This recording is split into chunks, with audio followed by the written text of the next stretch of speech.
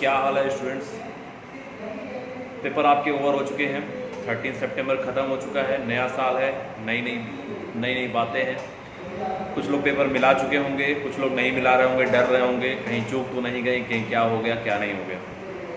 तो मैं आप सब लोग को बता दूं, पेपर मिला लीजिए, टाइम वेस्ट मत कीजिए, रिलैक्स रहिए। पेपर मिलाने से एक चीज़ होगा, जो आने वाला टाइम है वो डिप्रेशन में नहीं जाएगा।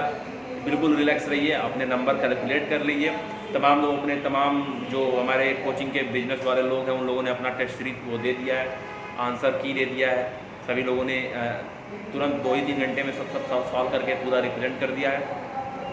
पेपर आप लोग ने देखा, जिन लोगों ने पेपर दिया उन लोगों ने पेपर देखा कि पेपर का जो लेवल था वो बायोलॉजी, मैं as a biology teacher, as a biology mentor, मैं जानता हूँ कि बायोलॉजी थोड़ी लेंथी थी। आपका टाइम पक्का बायोलॉजी ले लिया होगा। बहुत सारे लोग आ रहे हैं, फ़ोन कर रहे हैं, भाई बायोलॉजी तो बहुत, कुछ लोग कह रहे हैं बायोलॉजी हार्ड थी, कुछ लोग कह रहे हैं बायोलॉजी बहुत ईजी थी, कुछ लोग मतलब अपनी अपनी सबकी राय है। लेकिन एज अ टीचर बायोलॉजी में मैं यही कहना चाहूँगा कि बायोलॉजी का पेपर लेंथी था। बायोलॉजी का पेपर टू द पॉइंट नहीं था, टू द लेंथी था। और लेंथी होने की वजह से उसने आपका समय लिया, और समय तो ही 3 घंटा हमारे पास है। तो इसके लिए इस बात को हम लोग याद रखेंगे कि बायोलॉजी को सॉल्व करने के लिए कितने कम से कम समय हम लोग सॉल्व करते हैं। और वो कब होगा?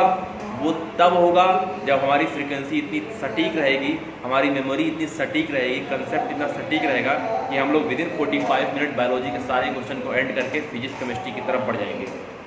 तो इस हिसाब से, मेरे हिसाब से जो बायोलॉजी था वो बहुत ही अच्छा पेपर बना था, और पिछले 3 सालों का सबसे अच्छा पेपर था। मैंने भी पेपर दिया है और मैं हमेशा पेपर देता हूँ, इसलिए हिसाब से बोल रहा हूँ। और अगर आप लोग को मेरा नंबर भी जानना होगा तो मैं आप लोग को अपना रोल नंबर दे दूँगा। जब रिजल्ट आएगा तब आप सब मेरा रिजल्ट देख सकते हो। और मैं पूरी कॉन्फिडेंस के साथ बोल रहा हूँ, ये हमेशा फुल में फुल ही मिलेगा। खैर मैं पेपर इसलिए देता हूँ कि मुझे अपने स्टूडेंट्स को कैसे गाइड करना है, अगर मुझे मेरे पास मौका है अभी देने का तो मैं दे लेता हूँ। क्योंकि एज अ टीचर मुझे गाइड करना है, इसलिए मैं पेपर हमेशा देता हूँ। और पूरे अपने सारे एक्सपीरियंस के साथ मैं आपको बता रहा हूँ कि बायोलॉजी का क्वेश्चन कभी भी कोई भी एनसीईआरटी से क्वेश्चन के बाहर नहीं आने हैं। आपने पेपर देखा होगा, और मैं जितनी भी इस वीडियोस आपकी इस यूट्यूब पे जितने भी वीडियोस मैंने डाले एनसीईआरटी के ऊपर, क्वेश्चन के फॉर्म के ऊपर, क्वेश्चन सही करने के फॉर्म के ऊपर, 2 क्वेश्चन को कट करने के फॉर्म के ऊपर, तुक्का लगाने का टेक्निक, सब कुछ टेक्निक एकदम बिल्कुल सटीक बैठता है। और लास्ट में मैं आपसे यही कहना चाहूँगा कि बायोलॉजी के एनसीईआरटी से, बायो के एनसीईआरटी से 3 से 4 क्वेश्चन केमिस्ट्री में भी आए थे। तो बायोलॉजी में पहले 90 में 90 एनसीईआरटी से आने का चांसेस होता था, अब 90 में 94 क्वेश्चन, मतलब 180 में 94 to 95 क्वेश्चन आपके एनसीईआरटी से आ रहे हैं। सो कुछ बिलीव कीजिए एनसीईआरटी में। एनसीईआरटी एक बहुत महान बुक है, बियॉन्ड मत जाइए। किसी भी कोचिंग, एज अ टीचर बता रहा हूँ, मेरी भी कोचिंग है, मैं भी एज अ टीचर बता रहा हूँ, कोई भी बुकलेट अगर आपको कोई पढ़ा रहा है, 10 टीचरों के चक्कर में बिल्कुल मत पड़िए। एक चीज़ को फॉलो कीजिए, रूम पे बैठ के स्टडी कीजिए। एक टीचर को पकड़ लीजिए, एक टीचर आपकी पूरी हेल्प करेगा। एक जो टीचर होता है वो कोच होता है आपका, वो आपको कोच करता है, गाइड करता है। कोई ऐसा कुछ इमोशनल नहीं होता है कि हम कोई एक बहुत बड़ा इंस्टीट्यूट ले लेंगे या कोई ऐसा पकड़ लेंगे कि कुछ होना जा रहा है। पढ़ाई जो होगी रफ होगी, पेन से होगी, एनसीईआरटी से होगी, एनसीईआरटी से होगी। इस बात को याद रखना।